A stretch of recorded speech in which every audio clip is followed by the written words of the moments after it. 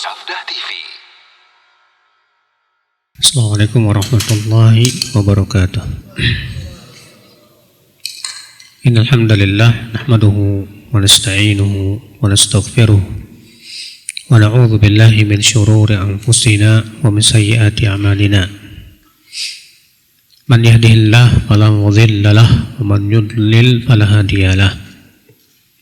Wa asyhadu an la ilaha illallah wahdahu la syarika lah wa asyhadu anna Muhammadan abduhu wa rasuluh. Qala Allah Ta'ala fi kitabihil karim, ya ayyuhalladzina amanu taqullaha haqqa tuqatih wa la tamutunna illa wa antum muslimun, amma ba'd. Kita lanjutkan ayol ikhwah. Hadis keberapa ya terakhir ya? Ada ingat nggak?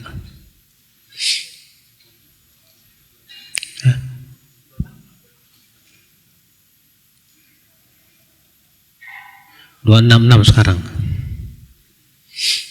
Sahal bin Sa'ad radhiyallahu anhu qala Rasulullah sallallahu alaihi wasallam, sa'atani tuftahu fihima abwabus sama' wa qallama turaddu ala da'in da'watuh inda hudhurin nida' was-saffi fi sabilillah.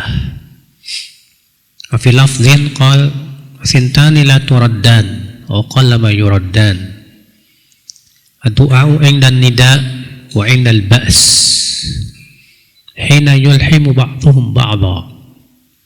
Rawahu Abu Dawud wa Ibnu Khuzaimah wa Ibnu Hibban fi sahih, illa annahu qala fi hadhi inda hudhuris salah.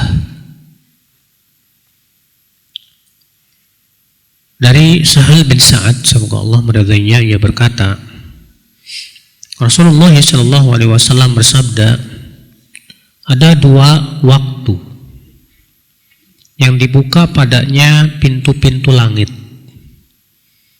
dan jarang sekali doa ditolak pada waktu itu, yaitu ketika adzan berkumandang dan ketika berkecamuk shaf fisabilillah, perang di jalan Allah Subhanahu wa ta'ala. Dan dalam lafaz disebutkan sintani la turaddan, ada dua doa atau waktu doa yang tidak akan ditolak saat itu, atau jarang sekali ditolak doa pada waktu itu. Doa indan nida, itu berdoa saat adzan. Wa indal ba's hina yulhimu ba'dhuhum ba'dha, dan ketika perang berkecamuk. Diriwayatkan Abu Dawud dan Ibnu Khuzaimah dan Ibnu Hibban dalam sahihnya. Akan tetapi di situ dengan lafaz ketika hadirnya salat.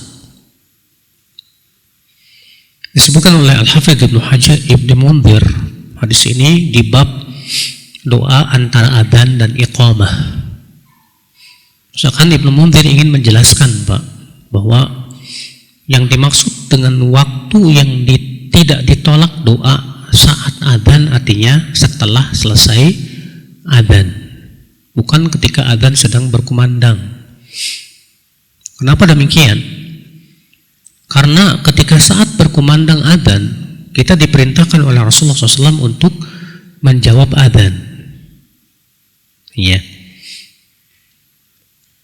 Dan dalam satu hadis yang telah disebutkan sebelumnya, Nabi mengatakan doa antara adzan dan iqamat itu tidak akan ditolak. Seakan beliau mengatakan bahwa ini hadis saling menjelaskan satu sama lainnya. Maka hadis ini menunjukkan Bapak sekalian, ya, bahwa doa ya setelah selesai adzan itu tidak akan ditolak kalau memang memenuhi syarat-syarat untuk diijabah. Apa syarat diijabahnya doa, Pak? Yaitu apabila tidak melakukan hal-hal yang menyebabkan doa kita tertolak. Apa saja? Yang pertama, yang menyebabkan doa kita tertolak apa? Kita berdoa tapi hati kita lalai.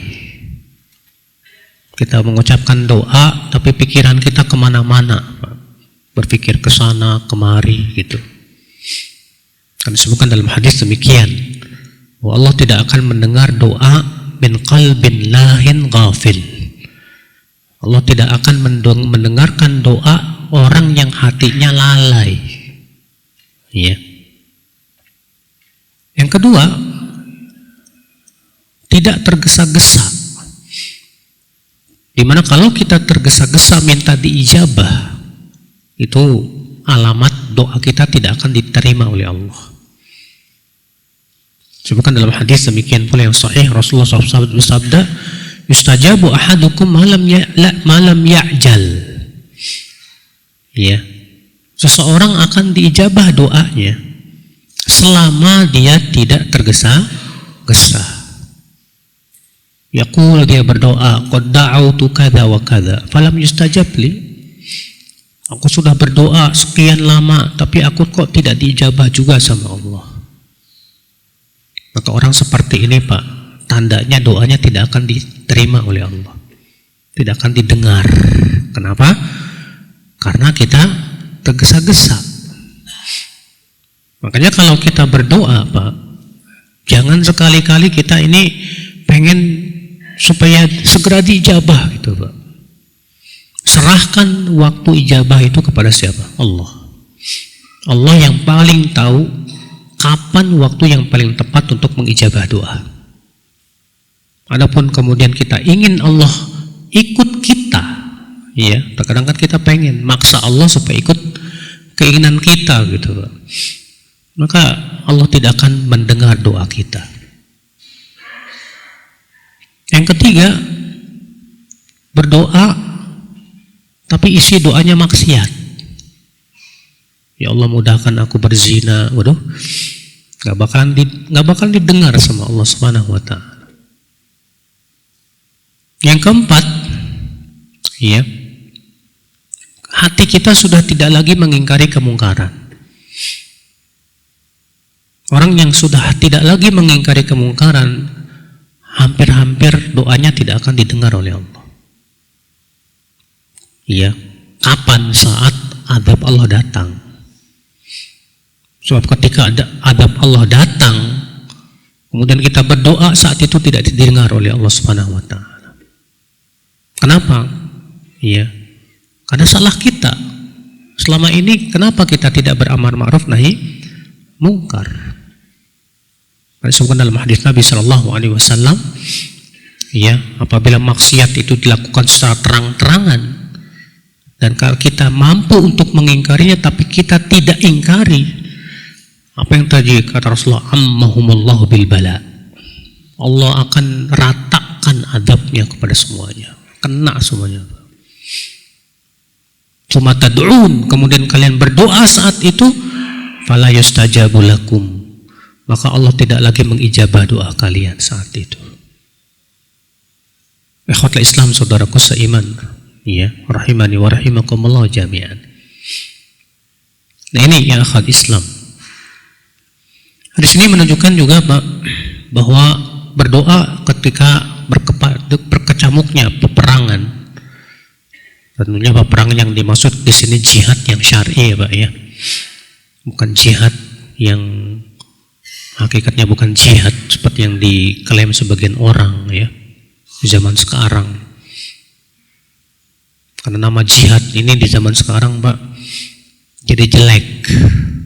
Padahal itu termasuk nama yang mulia. Allah seringkali dalam Al-Quran menyebut kata jihad. Rasulullah SAW pun juga dalam hadis-hadisnya sering menyebut kata jihad. Tapi kata jihad ini zaman sekarang jadinya serem, Pak. Gara-gara ada orang yang meletakkan perbuatan-perbuatan yang tidak sesuai syariat dinamai dengan jihad. Seperti misalnya bom bunuh diri, dinamai apa? Bom jihad. Sehingga gara-gara ini orang ketika mendengar kata jihad kok serem banget gitu, Pak. Padahal jihad itu nama yang mulia, Pak. Iya. Maka inilah kita harus bersihkan lagi nama jihad itu kembali menjadi mulia.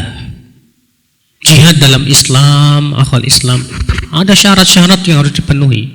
Nggak boleh sembarangan. Gitu-gitu, ayo jihad, nggak bisa. Sebagian ulama menyebutkan, ya, di antara syarat jihad yang pertama ikhlas, mengharapkan wajah Allah, bukan mengharapkan pujian dari manusia. Yang kedua, sesuai dengan tuntunan Rasulullah Sallallahu Alaihi Wasallam. Yang ketiga, harus seizin ulil amri. Yang keempat, harus memiliki kekuatan yang tidak mungkin kalah oleh musuh. Yang kelima, ada kemungkinan besar menang. Yang keenam, tidak menimbulkan mudarat yang lebih besar. Kalau menimbulkan mudarat yang lebih besar, di mana kaum muslimin bakal dihabisi, nggak boleh. Makanya lihat Khalid bin Walid ketika Rasulullah SAW mengirim pasukan ke perang Mu'tah. Pernah dengar perang Mu'tah? Waktu itu kaum muslimin dikirim oleh Rasulullah dengan jumlah 3.000 pasukan menghadapi kaum pasukan Romawi yang sangat besar jumlahnya. Dan mereka tidak mengira kalau ternyata pasukan musuh sangat besar sekali. Ada 200.000. 3.000 lawan 200.000. Bayangkan. Akhirnya ketika perang terjadi, panglima pertama meninggal dunia, terbunuh di medan perang, Zaid bin Harithah. Yang kedua, yang ketiga, semua meninggal. Nabi hanya menyebutkan 3 orang itu saja. Habis panglima perang, maka langsung diambil oleh Khalid bin Walid. Apa yang dilakukan oleh Khalid, Pak?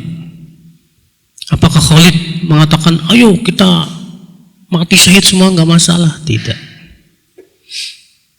Khalid bin Walid bikin sebuah taktik. Ya, dibikinlah sebuah pasukan di belakang yang membuat seakan-akan ada bantuan bala tentara yang banyak. Ya, mereka berputar-putar gitu supaya kelihatan debu bertebaran gitu, Pak. Kemudian Khalid bin Walid pun menarik pasukan sedikit demi sedikit. Akhirnya pulang ke kota Madinah. Kenapa? Karena Khalid tidak ingin kaum muslimin menjadi, ya, ini kaum muslimin semua bakalan mati semua. Ketika sampai di kota Madinah, sebagian orang ada yang menuduh, ya, Khalid apa? Farrar, kamu lari dari medan perang. Ternyata Rasulullah bersabda apa? La, bal karrar.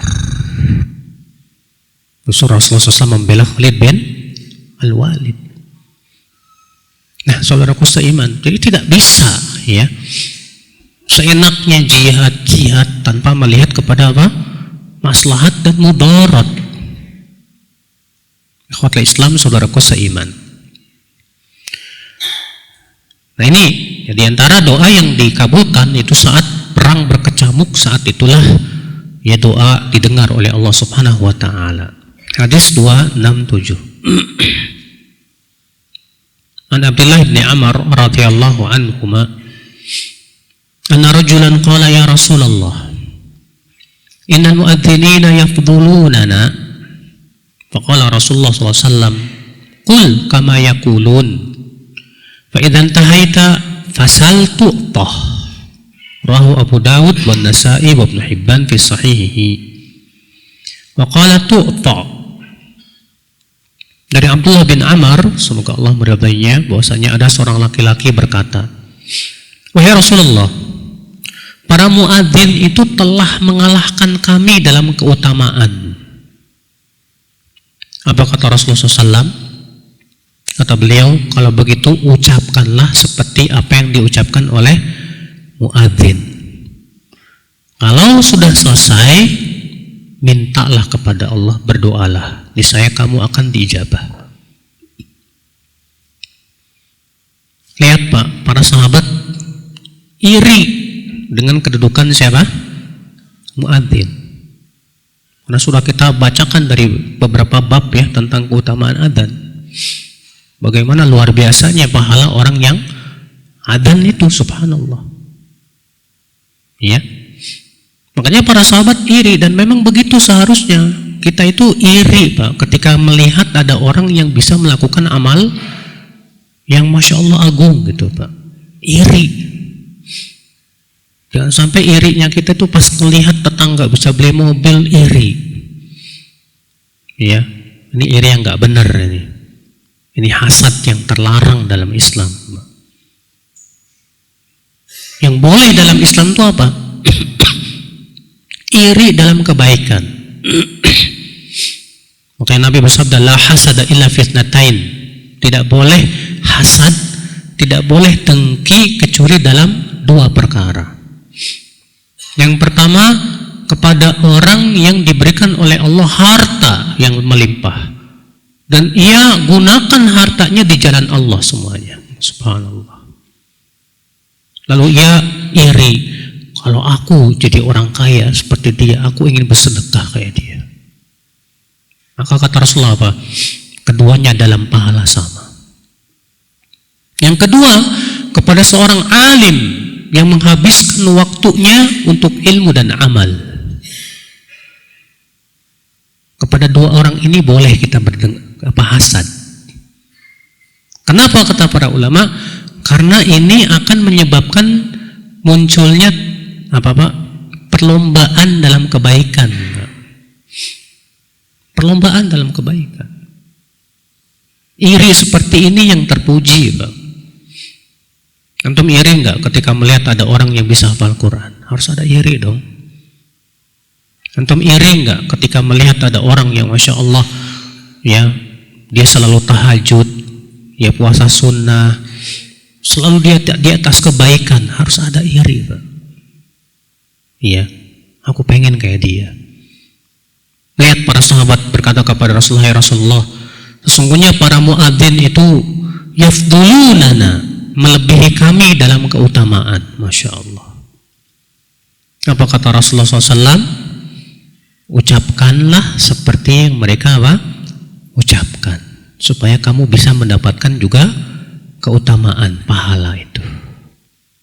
Lalu setelah itu kamu berdoalah, mintalah kepada Allah, niscaya kamu akan diijabah. Masya Allah. Berarti Pak, betapa agungnya menjawab adzan itu, Pak. Dan beberapa hadis yang sudah lewat juga disebutkan, ya. Menjawab adzan menyebabkan apa dalam hadis ini? Ya, doa kita mustajab. Menjawab adzan dalam hadis yang telah lewat disebutkan, siapa yang menjawabnya dengan hatinya dan penuh keyakinan, masuk surga. Ternyata menjawab adzan itu Pak sebab masuk surga. Menjawab adzan Pak mendatangkan ampunan dari Allah Subhanahu wa taala dalam hadis-hadis yang telah lewat juga. Makanya ngerugi banget ya, pas adzan berkumandang kita sibuk nge-WA gitu. Pas adzan berkumandang kita sibuk ngobrol gitu, Pak. Kebiasaan salafus saleh itu, Pak, kalau adzan berkumandang mereka langsung berhenti. Segera mereka sibukkan untuk apa? Menjawab adzan. Kenapa? Karena keutamaannya Masya Allah luar biasa, agung sekali, ya. Usahakan kita pun seperti itu, ya, karena ini kesempatan yang luar biasa. Ketika adzan berkumandang ini pahalanya besar sekali, Pak. Baik, kita masuk ke bab yang baru, at-targhib fi bina'il masajid fil amkinatil muhtajati ilaiha. Anjuran untuk membangun masjid, terutama di tempat-tempat yang dibutuhkan. Apa itu masjid, Pak? Kita ingin mendefinisikan dulu apa itu masjid, ya.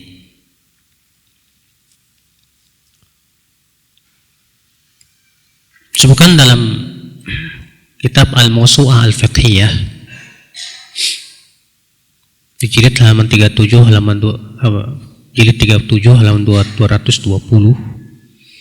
masjid adalah al-makan yasiru masjidan bil idznil am lin nasi bis salati fihi. sawa'un sarraha bi annahu waqfun lillah aw lam yusarrih bidzalik inda jumhuril ulama khilafan lisyafi'iyah. Suatu tempat berubah menjadi masjid apabila yang pertama ada izin secara umum untuk orang-orang sholat di situ. Artinya diizinkan orang-orang untuk sholat 5 waktu di situ. Yang kedua, wakaf, baik wakafnya sharih atau tidak sharih. Sharih itu artinya terang-terangan. Karena di sini terjadi ikhtilaf para ulama. Apakah wakaf itu harus dengan ucapan sharih atau wakaf itu cukup dengan sebatas perbuatan menunjukkan bahwa ini wakaf. Mazhab Syafi'iyah mengatakan harus sharih, tegas, saya wakafkan. Kalau jumhur mengatakan yang namanya wakaf tidak harus diucapkan secara terang-terangan, sebatas menunjukkan kepada perbuatan ini wakaf, udah. Ya. Itu menurut apa? Jumhur. Tapi semua sepakat, Pak, bahwa masjid itu harus statusnya apa? Wakaf. Berkata Ibnu Qudamah, sebagian disebutkan dalam kitab Al-Kafi, wa yasihul waqfu bil qaul wal fi'l addal alaih. Wakaf itu sah baik dengan ucapan ataupun dengan perbuatan yang menunjukkan kepada wakaf. Misal an yabniya masjidan wa ya'dan linnas fi sholati fih. Contoh, dia bangun masjid, lalu dia mengizinkan orang-orang silahkan untuk sholat di situ, tanpa dia mengucapkan ini wakaf. Maka perbuatan ini saja sudah menunjukkan bahwa ini hukumnya apa? Wakaf. Ya. Ini pendapat jumhur ulama. Nah, sekarang akhwal Islam, berarti di sini menunjukkan bahwa para ulama sepakat syarat masjid itu yang pertama tadi apa? Wakaf.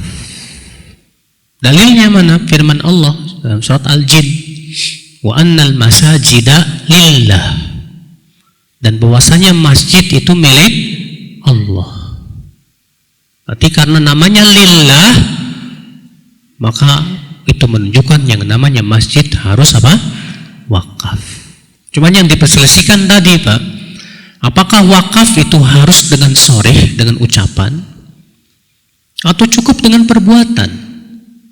Itu menjadi ikhtilaf di kalangan para ulama, walaupun semua sepakat bahwa wakaf, syarat wakaf itu semua harus. Syarat yang kedua apa? Disebut masjid. Itu diizinkan orang-orang silahkan semuanya untuk sholat di mana? Di masjid, dan ditegakkan padanya sholat 5 waktu di situ. Ya, ikhwatul Islam, saudaraku seiman, rahimani wa rahimakumullah jami'an. Maka dari itu, Pak, akan terbedakanlah antara masjid dengan musola. Apa bedanya masjid dengan musola? Ya, dalam fatwa Lajnah Daimah di jilid 5 halaman 169 ada pertanyaan, mal farqu bainal masjid wal musalla? Apa bedanya masjid dengan apa? Musalla. Maka Lajnah Daimah berkata, Dewan Riset dan Fatwa di Saudi itu, al-masjid, masjid adalah al-buq'atul mukhassasatu li shalawatil mafruḍah bi sifatin daimatin wal mawqufatu lidzalik. Masjid adalah tempat yang dikhususkan untuk menegakkan sholat 5 waktu secara terus menerus dan statusnya wakaf. Ya, amal musalli, famal musalla fahuwa matukhidha li sholatin aridatin. Adapun musalla adalah tempat yang dijadikan tempat sholat sekali-kali saja, seperti sholat id, sholat jenazah. Walam yuqaf lis sholawat, tapi statusnya tidak wakaf. Statusnya tidak apa? Wakaf untuk sholat. Jadi, Pak, bedanya musola dengan masjid itu secara syariat begini. Kalau di Indonesia, makna musola apa? Masjid tapi tidak ada sholat Jumat. Disebutlah musola walaupun statusnya wakaf. Dalam syariat yang seperti ini tetap disebut apa? Masjid. Karena sudah kita sebutkan tadi syarat masjid. Yang pertama apa tadi? Wakaf. Yang kedua apa? Diizinkan secara umum manusia untuk sholat di situ. Yang ketiga apa? Dilaksanakan sholat berjamaah 5 waktu secara terus menerus di situ. Iya. Berarti kalau statusnya bukan wakaf dan tidak diizinkan orang secara umum sholat di situ, ini bukan masjid. Seperti yang ada di mana? Di perkantoran. Yang ada di perkantoran bukan masjid, Pak. Kenapa? Karena statusnya bukan wakaf. Dan tidak diizinkan semua orang untuk sholat di mana? Di situ. Hanya khusus para pekerja saja. Iya. Ikhwatul Islam, saudaraku seiman, rahimani wa rahimakumullah jami'an. Paham ya? Apa beda masjid sama musola? Itu bedanya. Iya. Dan masjid ya akhwat Islam, dalam Islam itu Masya Allah, rumah yang sangat diistimewakan oleh Allah. Bagaimana tidak? Betapa banyak hadis-hadis yang menunjukkan keistimewaan masjid, Pak. Iya. Di antara keistimewaan masjid, orang yang mencintai masjid dan hatinya terpaut dengan masjid, kelak dia akan menjadi orang-orang yang akan dinaungi pada hari kiamat. Di mana tidak ada di hari kiamat tidak ada naungan kecuali naungan Allah. Dalam hadis Rasul sabda sab'atun yudhilluhumullah yawma la dhilla illa dhilluh. Ada 7 orang yang akan Allah berikan naungan, di mana di hari itu tidak ada naungan kecuali naungan Allah. Di antaranya siapa? Wa rajulun qalbuhu mu'allaqun bil masajid. Orang yang hatinya selalu terpaut dengan masjid, Pak. Masya Allah. Antum kalau masuk masjid terasa betah, Masya Allah. Terasa nikmat di masjid. Ya, berarti hati antum memang terpaut ingin selalu pergi ke masjid. Kalau antum dapatkan di hati antum itu luar biasa. Cuman masalahnya susah, Pak. Karena banyak tempat yang lebih mengasyikkan di hati. Ya, ada orang yang lebih asyik di pantai, ada yang lebih asyik di gunung. Kalau di masjid kurang asyik. Ya. Akhirnya kita tidak mendapatkan keutamaan tersebut. Di antaranya apa? Ya akhwat Islam, ya. Bahwa orang yang senantiasa pergi ke masjid dan ia berasa betah di masjid, Allah sudah jamin bahwa ia akan hidupnya baik dan wafatnya pun baik. Ya. Sebagaimana disebutkan dalam hadis, ketika Allah berfirman kepada Rasulullah SAW, "Atadri fima yahtasimu fihil mala'ul a'la?" Tahukah kamu apa yang sedang diperbincangkan oleh malaikat yang ada di langit? Rasulullah tadinya tidak tahu. Kemudian Allah pun memberitahu. Ternyata apa yang diperbincangkan oleh malaikat, Pak? Tentang kafarat dan darajat. Amalan yang menggugurkan dosa. Apa itu? Melangkahkan kaki ke masjid. Menunggu sholat sampai sholat berikutnya di mana? Di masjid. Menyempurnakan wudhu di saat sulit. Allah berfirman, "Shadaqt, faman fa'ala dzalik." Siapa yang melakukan perbuatan itu, ia akan wafat hidup dalam keadaan baik, asya bi khairin wa mata bi khairin, dan meninggal pun dalam keadaan apa? Baik, Masya Allah. Makanya ya akhi, jadikan masjid itu tempat yang terindah di hati kita, Pak. Jadikan masjid itu, Pak, tempat yang kita merasa nyaman di situ. Cuma masalahnya terkadang, Pak, ya, yang bikin orang nggak suka masjid apa, Pak? Ya, bikin gaduh, Pak. Ya, masjid jadi tempat kegaduhan. Sholawatan, nyanyi-nyanyi apa dan yang lainnya. Jadi orang mau Seharusnya kan pengen dekat masjid, jadi malas saya. Kok ganggu sama dia? Ya subhanallah ya akhal Islam. Mengganggu orang lain hatta jangan bacaan Quran nggak boleh, Pak. Sebutkan dalam hadis Rasulullah SAW masuk ke masjid dalam keadaan para sahabat sedang sholat dan masing-masing mengeraskan suara bacaan Al-Quran. Apa kata Rasulullah SAW? Ala inna kullakum munajin rabbah fala yajhar ba'dukum ala ba'din biqara'atih. Ketahuilah, setiap kalian ini sedang bermunajat kepada Allah, jangan kalian mengeraskan bacaannya mengganggu yang lainnya. Subhanallah. Ya, yang ada di rumah ada orang sedang sholat, gara-gara orang ribut di masjid, di speaker, entah mungkin niatnya baik, setel murotal gitu Pak, biar orang dengerin, tapi kan nggak semua orang bisa dengerin Pak. Mungkin di rumah ada orang yang sedang bermunajat, mungkin di rumah ada orang yang sedang sakit, mungkin di rumah ada orang yang sedang kelelahan. Heran saya ya ketika kita sampaikan hal ini, sebagian marah. Emang ada orang yang terganggu sama Al-Quran? Itu yang terganggu sama Al-Quran tuh nggak beriman tuh katanya. Ya subhanallah, memang semua orang mampu untuk terus-menerus mendengarkan Al-Quran. Tidak bisa ya. Ya. Rasulullah SAW melarang para sahabat untuk mengeraskan bacaan Qurannya mengganggu yang lainnya. Maka jadikan masjid itu tempat yang terindah, tempat yang di situ tempat menempa keimanan, di situ tempat akhwat Islam untuk menuntut ilmu Allah Subhanahu wa taala. Jangan jadikan masjid ya sebagai tempat yang menyebabkan orang-orang lari darinya. Ya subhanallah, ya di zaman sekarang masjid malah sebagian orang joget-joget di masjid. Ya. Tidak menghormati masjid sama sekali.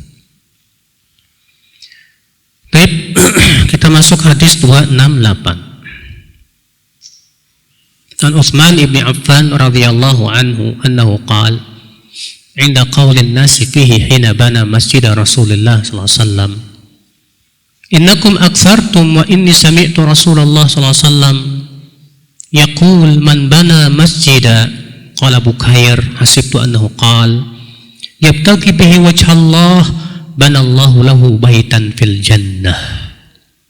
Fi riwayatin banallahu lahu mithlahu fil jannah. Rawahul Bukhari wa Muslim wa ghairuhuma. Dari Utsman bin Affan, ketika banyak orang-orang menegur Utsman dan membicarakan Utsman, gara-garanya kan Utsman bin Affan mengadakan perluasan dan mengubah sedikit, ya, di mana tiang-tiangnya yang tadinya terbuat dari pohon kurma itu diubah oleh Utsman menjadi batu. Bagian depannya yang tadinya dijejerkan pelepah pohon-pohon kurma, kan di zaman Rasulullah SAW itu kan, ya Rasulullah SAW membangunnya seperti itu Pak. Ya jadi tadinya tanahnya Banu Najjar. Di tanah itu ada perkuburan orang musyrikin dan ada runtuhan bekas rumah yang sudah runtuh. Kemudian Rasulullah membelinya, kemudian kuburan orang musyrikin ini dipindahkan. Kemudian pohon-pohon kurmanya ditebang, lalu kemudian dijadikan untuk jadikan bersaf di depan. Bagian depannya itu terbuat dari pohon batang-batang kurma. Adapun bagian kanan kirinya itu adalah terbuat dari batu bata dan tanah liat, yang terbuat dari tanah liat. Ya, kemudian ada tiang di tengah, beberapa tiang yang terbuat dari pohon kurma. Lalu dikasih atap khusus buat mereka yang di belakang, ahlus suffah, supaya mereka nggak kehujanan. Ya. Nah itu di zaman Rasulullah SAW, masjid seperti itu.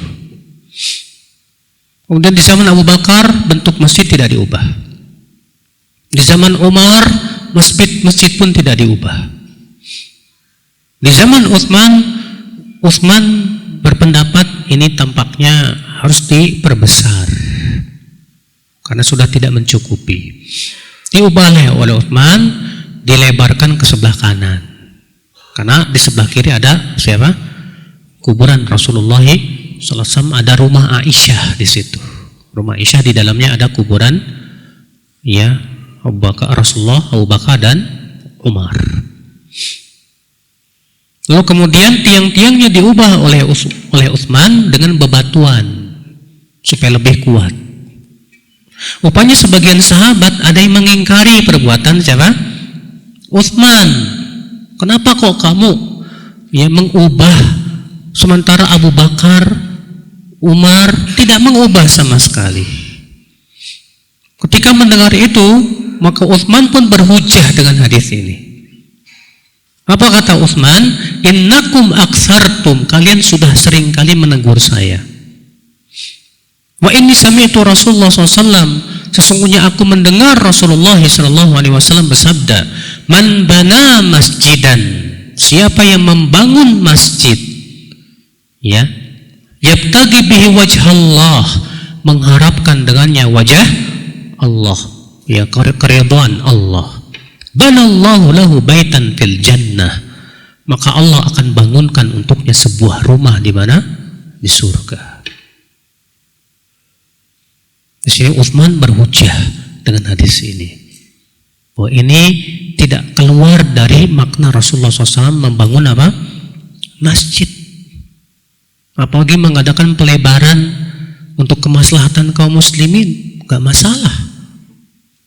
Ya, mengadakan sedikit perubahan selama itu masih sesuai dengan koridor sunnah, gak masalah. Yang salah itu kalau mengadakan perubahannya sudah keluar dari apa? Sunnah. Seperti apa?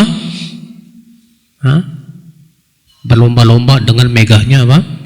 Masjid dan yang lainnya. Kalau ini sudah keluar dari apa? Sunnah. Ikhwatul Islam, saudaraku seiman. Di sini menunjukkan Pak keistimewaan orang yang membangun apa? Masjid. Namun apakah membangun masjid itu harus keseluruhan 100% sendirian gitu? Atau kita cuma bisa bantu misalnya 1 meter gitu, atau setengah meter. Nah, beliau membawakan lafaz yang selanjutnya di hadis 269. Wa an Abi Dzar radhiyallahu anhu qala qala Rasulullah sallallahu alaihi wasallam, man bana lillahi masjidan qadra mafhasi qupatin banallahu lahu baitan fil jannah, rahul Bazzar, At-Tabarani fi Shaghir, wa Ibnu Hibban fi Sahih. Siapa yang membangun masjid walaupun sebesar sarang burung, antum tahu sarang burung? Ya kecil ya. Padahal nggak mungkin ada orang yang sholat di masjid sebesar sarang burung, ada nggak? Nggak ada. Maka Allah akan bangunkan untuk dia rumah di surga. Masya Allah. Ini menunjukkan, kata Syekh Ali Hasan, itu menunjukkan bahwa kita memberikan bantuan untuk pembangunan masjid walaupun sedikit sebesar sangkar burung, Mbak, tetap Allah akan berikan pahala dengan dibangunkan apa? Rumah di surga. Masya Allah. Ini menunjukkan betapa agungnya, Pak, pahala membangun apa? Masjid. Pahalanya itu luar biasa. Maka kita berusaha ya untuk apa namanya? Berlomba-lomba dalam hal ini. Tapi usahakan, Pak, pembangunan yang antum sumbang itu untuk hal-hal yang memang berhubungan dengan sholat dan ibadah. Adapun yang tidak berhubungan dengan sholat, misalnya saya bantu buat ukirannya, nggak ada nilainya pahalanya. Masjid kan terkadang diukir-ukir, Pak, ya kan? Pakai kaligrafi yang indah dan yang lainnya. Yang seperti ini nggak ada pahalanya. Dan ini perbuatan sia-sia. Rasulullah di zaman Rasulullah, Abu Bakar, Umar, Utsman, Ali dan para sahabat, tidak ada masjid itu diukir ukir dengan kaligrafi. Di Masjid Nabawi, kalau antum lihat banyak banget kaligrafinya. Siapa yang bangun? Itu di zaman Khilafah Utsmaniyah, jauh di belakangan hari, Pak. Bukan sahabat, bukan tabi'in, bukan tabi'ut tabi'in, bukan pula imam madhab yang 4, tidak. Ya, mereka yang membuatnya itu. Tidak disyariatkan, Pak, untuk menghias-hias masjid itu tidak disyariatkan. Ya. Nah, para salafus saleh semua sepakat dalam hal ini. Maka Umar mengatakan, "Iyyakum an tusaffiru wa tuhammiru." Jauhkan masjid kalian tuh ya dari hiasan-hiasan. Sebab tujuan kita sholat di masjid supaya khusyuk. Dengan adanya hiasan kita jadi nggak bisa khusyuk, Pak. Ngeliatin itu bacanya apa ya? Ya, kaligrafinya susah terkadang, Pak. Bahkan gambar orang sedang duduk tahiyat, kita bingung bacanya aja, nggak bingung, Pak. Ya, apa manfaatnya? Di zaman Rasulullah tidak pernah dilakukan. Para sahabat, para tabi'in dan salafus saleh tidak pernah melakukan itu. Ya, ikhwata Islam, saudaraku seiman. Maka di sini akal Islam ya menunjukkan kita hendaknya berlomba-lomba, Pak. Bagaimana caranya supaya kita dibangunkan rumah di surga. Ternyata membangun rumah di surga itu alhamdulillah nggak butuh duit banyak. Kalau antum bikin rumah di dunia butuh fulus, Pak. Harus kredit lah, udah gitu kreditnya riba lah. Mau bangun rumah sendiri nggak punya duit terkadang. Ya. Tapi untuk membangun rumah di surga mudah.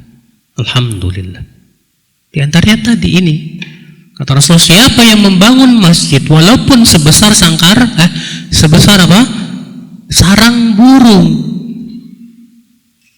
tetap Allah akan berikan pahala rumah di surga. Sama nggak Ustadz? Saya misalnya bangun masjid setengah, sementara si fulan cuma semeter. Ya beda lah, rumahnya pasti beda, Pak. Allah Maha Adil, tidak mungkin Allah menyamakan antara ini dan itu. Betul, sama-sama dibangunkan rumah, tapi rumahnya beda. Kalau kayak di dunia kan ada rumah yang super gitu kan, ada yang rumah SS sangat sederhana gitu kan. Ya, ya di surga juga sesuai dengan amalan kita rumahnya. Semakin amalnya luar biasa, semakin Allah berikan rumah yang luar biasa. Semakin amalnya kurang, ya rumahnya juga ya. Tapi siapa rumah paling sederhana di surga itu, subhanallah, Pak. Tidak bisa dibangunkan, tidak bisa dibandingkan dengan rumah yang ada di mana? Dunia, rumah semewah apapun kecil dibandingkan dengan rumah yang ada di mana? Di surga. Rasulullah pernah ditanya, "Hai Rasulullah, rumah di surga itu terbuat dari apa?" Kata Rasulullah, "Labinatun min dhahab, walabinatun min fiddah." Terbuat dari batu bata emas dan batu bata perak. Dan diacinya dengan apa? Kata Rasulullah, diacinya dengan minyak kasturi yang terbagus. Dan kerikil-kerikilnya, kata Rasulullah, itu terbuat daripada intan permata. Bayangkan kerikilnya itu, ya. Rumah di surga luar biasa, ya Islam. Makanya kita harusnya ya, semangat, Pak, untuk membangun rumah di surga. Ya, melebihi semangat kita supaya bisa punya rumah di mana? Di dunia. Nggak masalah antum ngontrak di dunia, asal di surga dapat rumah yang luar biasa. Hadis berikutnya 270, an Umar bin Khattab radhiyallahu anhu qala, sami'tu Rasulullah sallallahu alaihi wasallam yaqul, man bana lillahi masjidan yuzkaru fihi banallahu lahu baitan fil jannah. Siapa yang membangun masjid karena Allah, di mana di masjid itu diingat, disebut nama Allah, maka Allah akan bangunkan untuknya sebuah rumah di surga. Artinya masjid semakin ramai di situ zikir kepada Allah, baik dengan sholat, dengan ta'lim, dan kegiatan-kegiatan lain yang sifatnya mengingat Allah dan tentunya sesuai dengan sunnah Rasulullah Sallallahu Alaihi Wasallam, semakin besar pula pahala orang yang membangun di situ, Pak. Iya, makanya usahakan antum bangun masjid yang kira-kira memang masjid itu bakal disemarakan dengan sholat 5 waktu, dengan ya ta'lim, mengajarkan orang kebaikan, ya, dengan ibadah-ibadah yang lainnya. Ikhwatul Islam, saudaraku seiman, rahimani wa rahimakumullah jami'an. Itu ya akhi, makanya masjid itu jadikan center dan pusat, Pak, keislaman. Rasulullah SAW itu, ya, yang pertama kali beliau bangun ketika hijrah apa, Pak? Masjid. Dari masjid itu Rasulullah SAW mengajarkan tentang Islam. Dari masjid itu Rasulullah SAW menyebarkan Islam sampai Islam ke seluruh dunia, ke pelosok-pelosok sampai, subhanallah. Dari mana? Dari masjid, Bapak sekalian. Demikian, subhanakallah bihamdik, asyhadu an la ilaha illa anta astaghfiruka wa atubu ilaik. Assalamualaikum warahmatullahi wabarakatuh.